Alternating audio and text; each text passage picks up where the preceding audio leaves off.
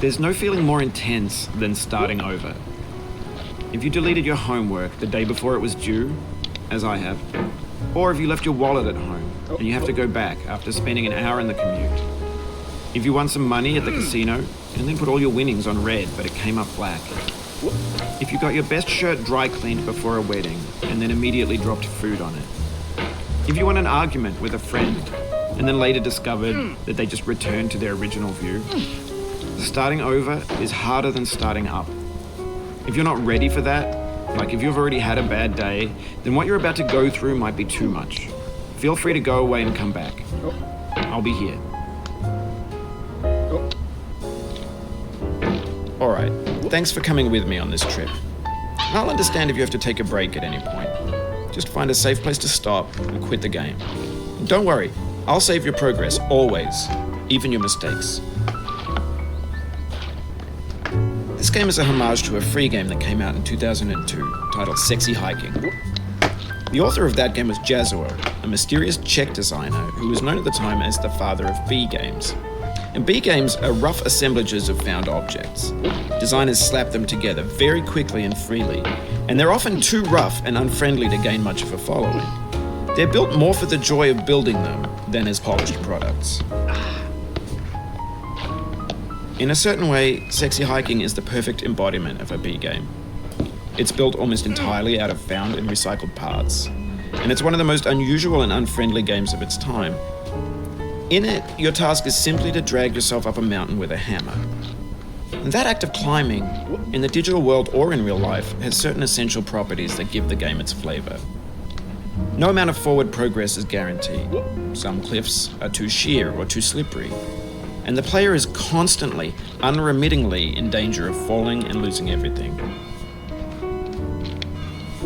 Anyway, when you start Sexy Hiking, you're standing next to this dead tree that blocks the way to the entire rest of the game. It might take you an hour to get over that tree, and a lot of people never got past it. You prod and you poke at it, exploring the limits of your reach and your strength, trying to find a way up and over. And there's a sense of truth in that lack of compromise. Most obstacles in video game worlds are fake. You can be completely confident in your ability to get through them once you have the correct method or the correct equipment or just by spending enough time. In that sense, every pixelated obstacle in Sexy Hiking is real. The obstacles in Sexy Hiking are unyielding, and that makes the game uniquely frustrating. But I'm not sure Jazuo intended to make a frustrating game.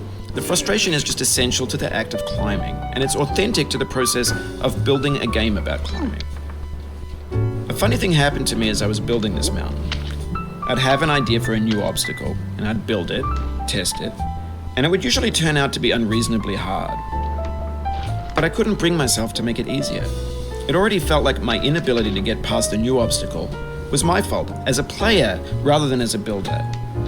Imaginary mountains build themselves from our efforts to climb them, and it's our repeated attempts to reach the summit that turns those mountains into something real. When you're building a video game world, you're building with ideas, and that can be like working with quickset cement. You mold your ideas into a certain shape that can be played with, and in the process of playing with them, they begin to harden and set until they're immutable, like rock. And at that point, you can't change the world. Not without breaking it into pieces and starting fresh with new ideas. For years now, people have been predicting that games would soon be made out of prefabricated objects, bought in a store and assembled into a world. And for the most part, that hasn't happened, because the objects in the stores are trash. I don't mean they look bad or that they're badly made, although a lot of them are. I mean they're trash in the way that food becomes trash as soon as you put it in the sink.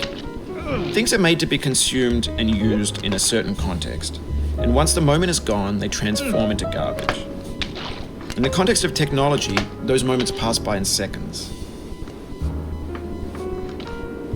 Over time, we've poured more and more refuse into this vast digital landfill that we call the internet. It now vastly outnumbers and outweighs the things that are fresh and untainted and unused. When everything around us is cultural trash, trash becomes the new medium, the lingua franca of the digital age. And you can build culture out of trash, but only trash culture. B games, B movies, B music, B philosophy. Maybe this is what digital culture is. A monstrous mountain of trash, the ash heap of creativity's fountain. A landfill with everything we ever thought of in it. Grand, infinite, and unsorted.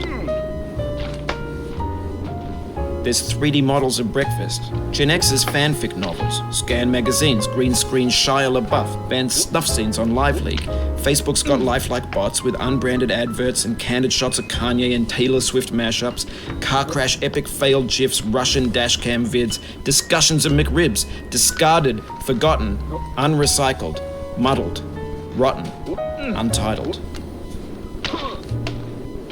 Everything's fresh for about 6 seconds, until some newer thing beckons, and we hit refresh. And there's years of persevering, disappearing into the pile, out of style, out of sight. In this context, it's tempting to make friendly content that's gentle, that lets you churn through it but not earn it. Why make something demanding if it just gets piled up in the landfill, filed in with the bland things? When games were new, they wanted a lot from you. Daunting you, taunting you, resetting and delaying you. Players played stoically. Now everyone's turned off by that. They want to burn through it quickly, a quick fix for the fickle, some tricks for the clicks of the feckless. But that's not you, you're an acrobat. You could swallow a baseball bat. Now I know, most likely you're watching this on YouTube or Twitch, while some dude with 10 million views does it for you. Like a baby bird being fed chewed up food. That's culture too. But on the off chance that you're playing this, what I'm saying is, trash is disposable, but maybe it doesn't have to be approachable. What's the feeling like? Are you stressed? I guess you don't hate it if you got this far. Feeling frustrated? It's underrated. An orange is sweet, juicy fruit locked inside a bitter peel.